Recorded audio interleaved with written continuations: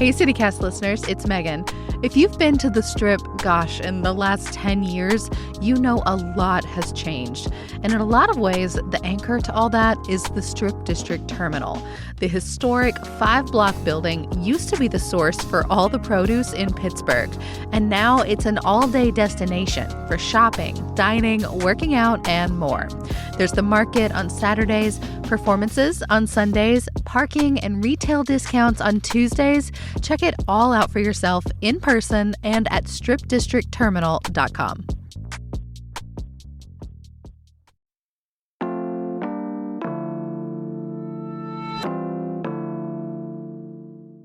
Today on CityCast Pittsburgh, whether you love a good taco or some crunchy chilaquiles, the Steel City has a growing number of spots for really tasty Mexican food.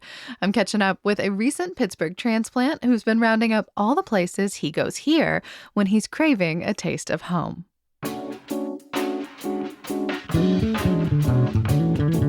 It's Thursday, July 13th. I'm Megan Harris, and here's what Pittsburgh's talking about.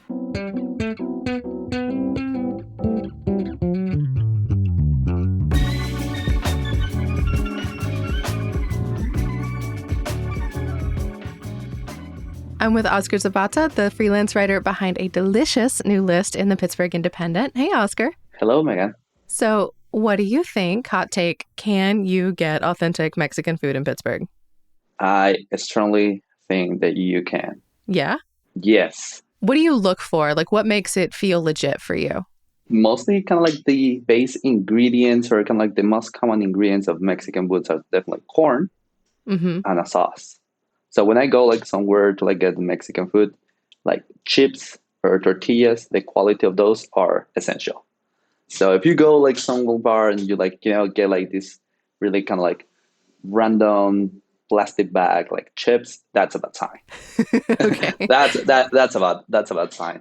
And the other is the sauce, like kind of like for chilaquiles or for enchiladas, you want kind of like a good texture, like slightly dense, colorful, well-smelled sauce. I think like those are kind of like as soon as when I go to like a Mexican restaurant or like a place that like has like Mexican items, that's what I like. Well, and I feel like you're a fair judge of this because you grew up in Mexico City. What brought you to Pittsburgh? Grad school. Yeah. Sure answer. Grad school. I'm a PhD student at Pitt, doing mostly research on Latin American film. Yeah. When you first moved to Pittsburgh and you kind of craved the food from home, how did you go about trying to find it? Mostly it was through recommendations from other Latin American students I met. Isn't that always the way, like word of mouth? Exactly. Yeah. There's like a bunch of people from Puerto Rico, from DR, Dominican Republic, from Peru. And each one of them had like, their opinion about like, like home food they find in Pittsburgh. And they will tell you, no, that's not good. This one is good. This is more authentic. This is real. Well, so for, the food of Mexico, are there specific menu items that you always look for that are like, your baseline? Like, if this is good, then that's a good sign for what's to come. I think like a staple of like Mexican food, something I was looking for. One of my favorite dishes would be chilaquiles, which is a really basic Mexican dish. It's just like fried corn tortillas covered in sauce. Like could be like green or like red sauce. It's really like a really famous like dish for a weekend morning, for like a Saturday morning. Probably what were you looking for after like going out with your friends? It's hangover food. Yeah. It's hangover food. It's hangover. It's comforting food. It's comforting food. So yeah, that's what I'm looking for. Yeah. So don't leave us hanging. What are the best ones in Pittsburgh? Well, the one I'm like wrote about it, not only because of the quality of their chilaquiles or their enchiladas, because like the atmosphere of the place, it's El Paisano. It's really amazing, sui generis restaurant in Beechview. 2 years ago, I worked for a summer in Casa San Jose, which is another like Latinx community center in Beechview area. Yeah, I mean, they do an enormous amount of advocacy work around the community. Their impact cannot be overstated. They're awesome. They're like great people. And I remember like just being there, and they were like, okay, lunchtime. Where should we go? It's like, it's like, just trust us. Just like, Yeah, and they they got show you. me, they got it. It's like, okay, like I didn't know like too much about like Beechview area, and they took me to El Paisano, and yeah, that time like changed my mind, changed my conception of Pittsburgh.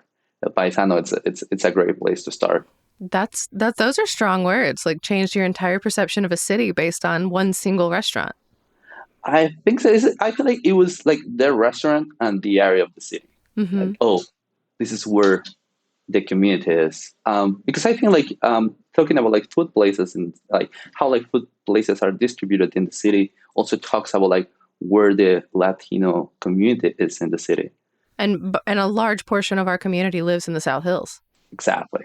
Exactly. And then like there's not too much communication between like South Hills and I don't know, I think like what we'll consider like more downtown or Oakland. So we're having like conversations with like other Latin American students at Pitt, and very few of them know like their community in Pittsburgh that it's not related to the university. So Yeah. part of like my work, it's trying to like put those communities in contact, or trying to like get to know more about like like local community in that sense. Yeah.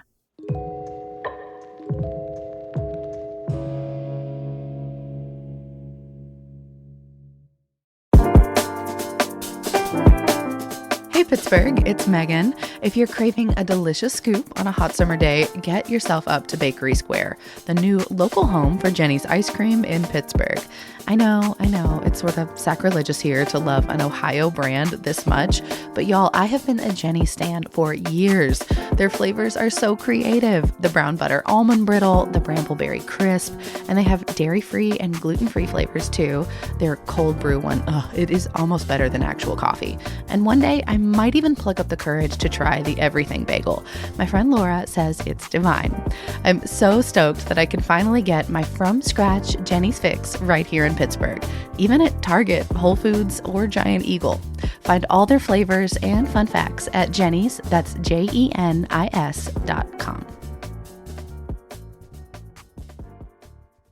Well, and your article in the Pittsburgh Independent highlights these 5 specific businesses.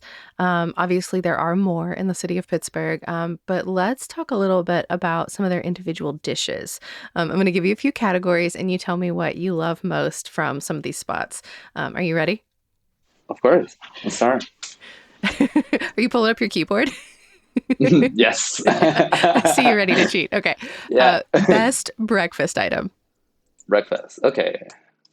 Birria. So it's basically kind of like lamb or goat meat, marinated in kind of like a mixture of different like peppers, chiles, guajilla, pasillo, and the result is a really tender and like tasty meat that Yeah. usually it's like being like put in tacos, and those tacos are served right next to like the broth where the meat was cooked.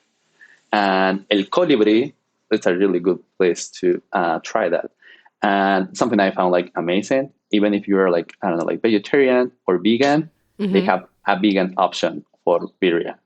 What about your best baked good? So not dessert, but like a breakfast baked good if you're just on the go. The thing with pastries and like baked goods in Mexico, like kind of like the concept of like sweet bread, Hmm. pan dulce, it's more similar to, I guess, like French sort of like pastries compared to like like I don't know like bakery in the U.S. or the like Anglo-Saxon tradition.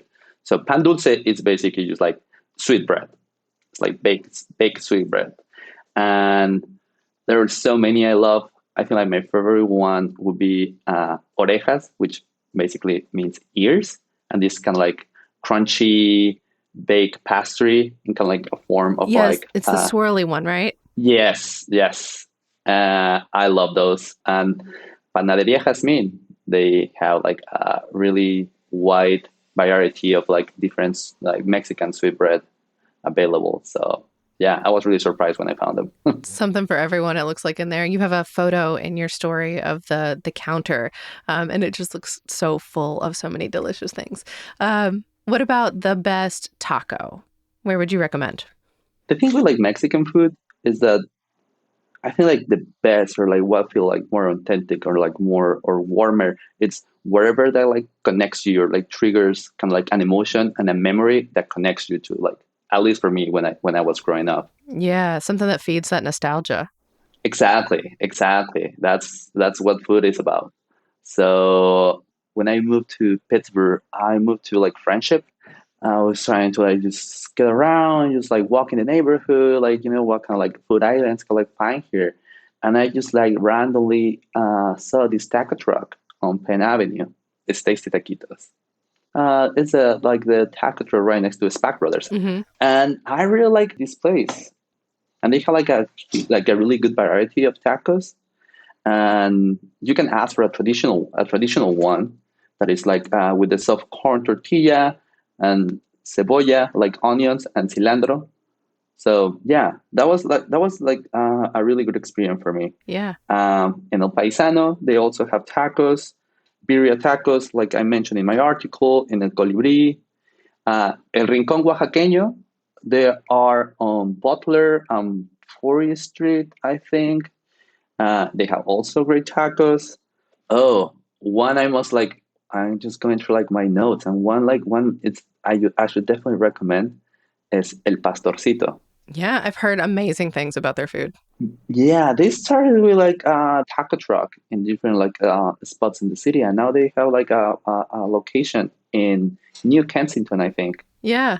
My friend was looking at this like Netflix show about like street food in Mexico, and he wanted to try pastor, which is kind of like marinated like pork meat that is served like in tacos with like pineapple and onions. And we rode like 2 hours, 2 hours, 2 hours and a half to New Kensington in our bikes to try El Pastorcito pastor tacos. So that is a heck of a commitment to make that bike ride. it was, but it's totally worth it. It's I totally love worth that. it. I think like they're like the best like tacos al pastor are from there. What about a veggie forward dish for our vegetarian and vegan friends? Tasty taquitos, they have kind of like a nopal taco. There is mostly kind of like cactus taco that I like a vegetarian friend like give me like really good like feedback. The guys from El Colibri, they have like the vegan birria, which I think like it's amazing to have that option. Okay, we'll wrap this up. What about your best dessert option? Ooh, yes, the one I love the most, arroz con leche. It's a rice pudding. They have an amazing one in Panaderia Jazmín. They have like baked goods, like they have conchas, they have barquillos, they have like orejas, ears, and also they have like baked goods. They have, I think the most popular ones they have is arroz con leche and tres leches cake, which is basically like, I don't know, like a really like tasty and dense milky cake. So like rice pudding there, it's good. If you don't have the time or you're like kind in a rush, in Las Palmas, they have this kind of like I don't know. I mean, it's not the best, but like these like packed rice puddings that you can take home. Every time I go there, I buy like I don't know 10 of them. I just have it in my fridge for when I feel like kind of like something sweet. No, it's fine. You got to have like a packaged option. I feel like that's just useful. Definitely, definitely, yes. I mean, I feel like, you've listed like a lot of options. I think some people would be kind of surprised to hear that we've got that much to offer here in Pittsburgh.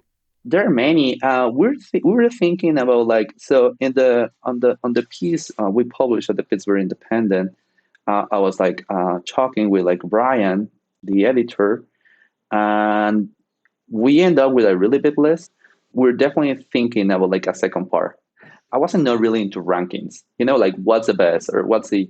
I'm trying to share my experience, and I pick up like five of the places that I feel like like more connected when I got here, where I found like like a community, where I feel like a welcoming environment, when I felt like the quality of the food was not only good, but it was like like just prepared with certain care. So there are many. Well, I'm glad that we did this just before lunch. I feel like that was perfect timing on both our parts. You can find Oscar's story in print only for the Pittsburgh Independent for now. It's available all over the city in coffee shops and record stores. We'll drop a link to their socials in our show notes and places for you to find it. Oscar, thank you so much for sharing your wisdom and experience with us. Thank you so much for having me here. And I want to take the opportunity to just reach out some other members of the Latin American Latino community in the Pittsburgh area to just reach out. And yeah, how can folks find you? My Instagram account at Oscar Saga, Z as in zebra, AGA. If you want to break bread, break tortillas with Oscar, he's ready for you.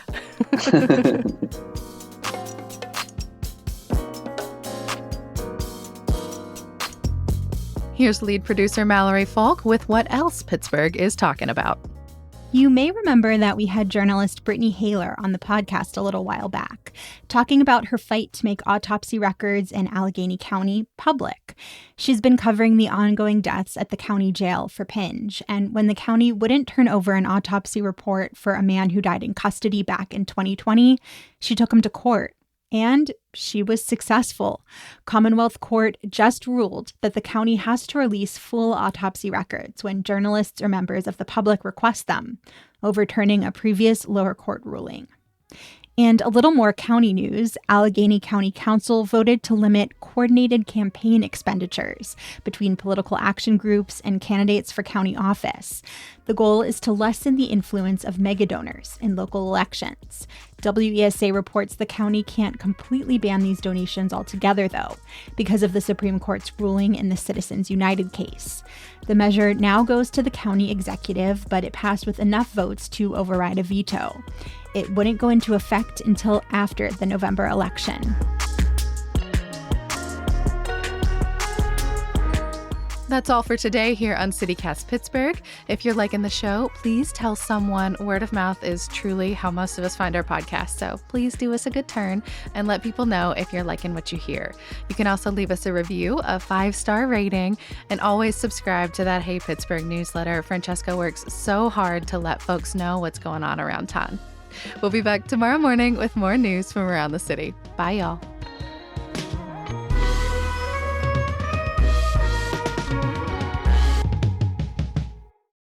I'll take that taco over a Primanti sandwich all day.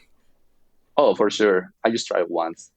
And I don't think who thought about fries inside a sandwich would be a good idea. But I mean, it's fine. I respect it.